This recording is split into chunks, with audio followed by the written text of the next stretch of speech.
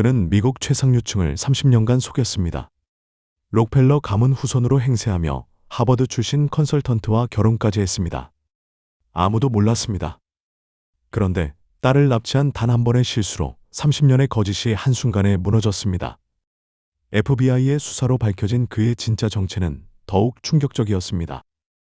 그는 록펠러가 아니었습니다. 4개의 가짜 신분을 갖고 있었습니다. 그리고 살인 혐의까지 있었습니다. 대체 어떻게 이것이 가능했을까요? 1961년 서독 바이에른주의 작은 마을 지크스도르프.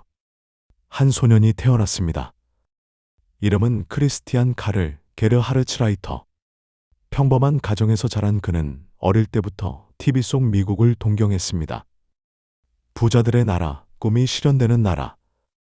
1978년 17살이 된 크리스티안은 교환학생으로 미국 땅을 처음으로 밟았습니다. 코네티컷주의 부유한 가정에 홈스테이를 하며 그는 미국 상류층의 생활을 처음으로 맛보았습니다. 수영장이 딸린 저택, 고급 자동차, 우아한 저녁 식사. 이 모든 것이 그를 완전히 사로잡았습니다. 그 순간부터 크리스티안은 결심했습니다. 어떤 수를 써서라도 이 세계의 일부가 되겠다고. 1983년 캘리포니아주 산 마리노. 조용한 동네에 낯선 얼굴이 나타났습니다. 그는 자신을 이렇게 소개했습니다. 크리스토퍼 치체스터입니다. 영국 귀족 가문 출신이죠.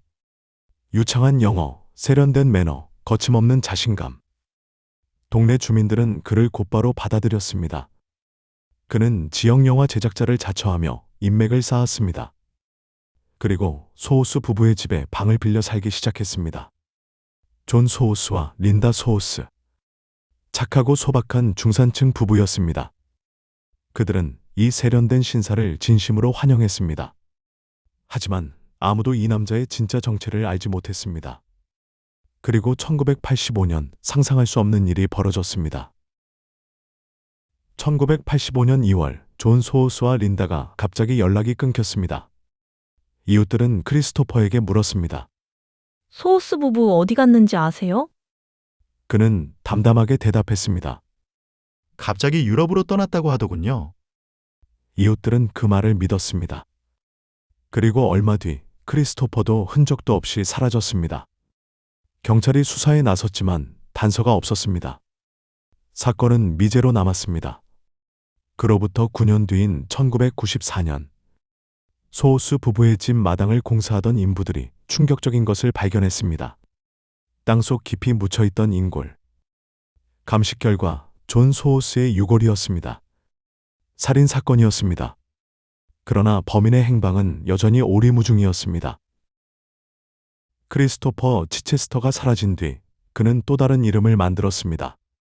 코네티컷에서 잠시 크리스토퍼 크로우로 살다가 1990년대 초 보스턴에 나타난 그의 새 이름은 클라크 록펠러였습니다. 록펠러. 미국에서 이 이름이 갖는 무게감은 남달랐습니다. 19세기 서기왕 존 D. 록펠러에서 시작된 이 가문은 미국 역사상 가장 부유한 명문가 중 하나였습니다. 클라크는 이 이름을 방패처럼 활용했습니다.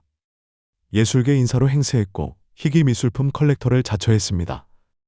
보스턴 상류층은 그를 의심 없이 받아들였습니다. 가장 대담하고 가장 오래 지속된 거짓이 시작되었습니다. 그렇다면 대체 어떻게 이것이 가능했을까요? 클라크의 수법에는 뚜렷한 패턴이 있었습니다. 첫째, 검증할 수 없는 배경 주장.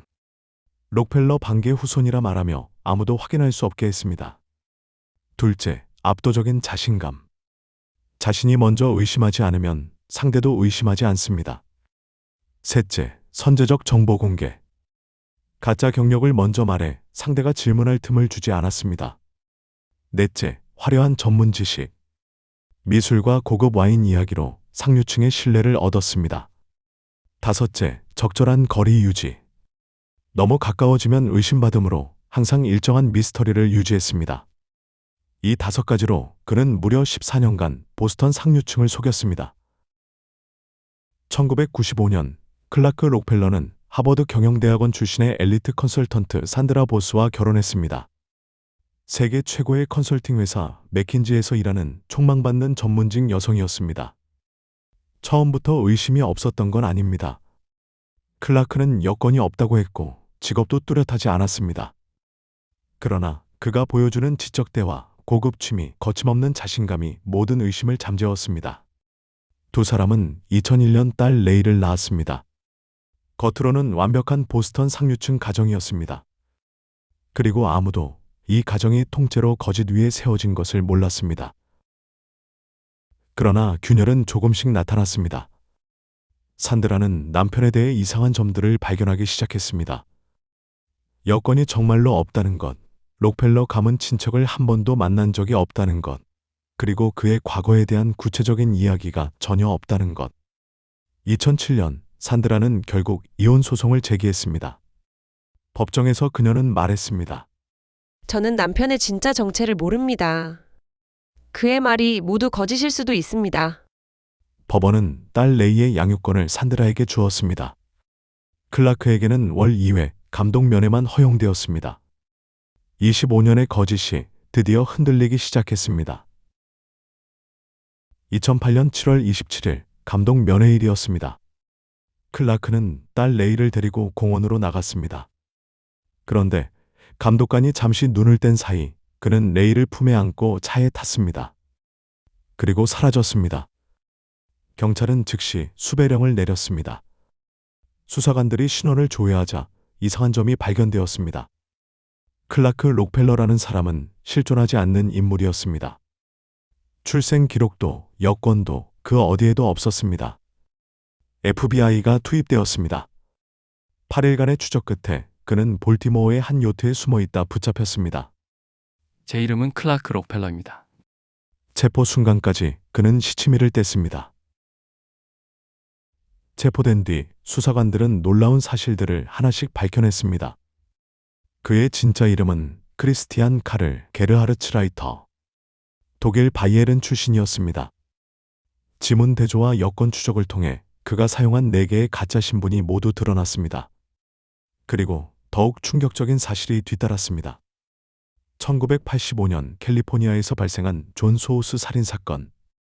오랫동안 미제로 남아있던 이 사건의 유력 용의자가 바로 이 남자였습니다. 2011년 캘리포니아 검찰은 그를 1급 살인 혐의로 기소했습니다. 그리고 2013년 배심원들은 유죄를 선고했습니다. 30년에 걸친 도주가 마침내 끝을 맞이했습니다. 2013년 크리스티안 게르하르츠라이터는 1급 살인 혐의로 유죄 판결을 받았습니다. 종신형이었습니다. 그는 끝내 록펠러가 아니었습니다. 하지만 이 이야기는 우리에게 섬뜩한 질문을 던집니다. 우리는 얼마나 쉽게 누군가의 말을 믿어버리는 걸까요? 30년간 수백 명을 속인 이 남자가 가장 강하게 무기로 삼은 것은 다름 아닌 우리의 신뢰였습니다. 이 영상이 놀라웠다면 좋아요와 구독 부탁드립니다. 여러분의 댓글이 이 채널을 이어나갑니다.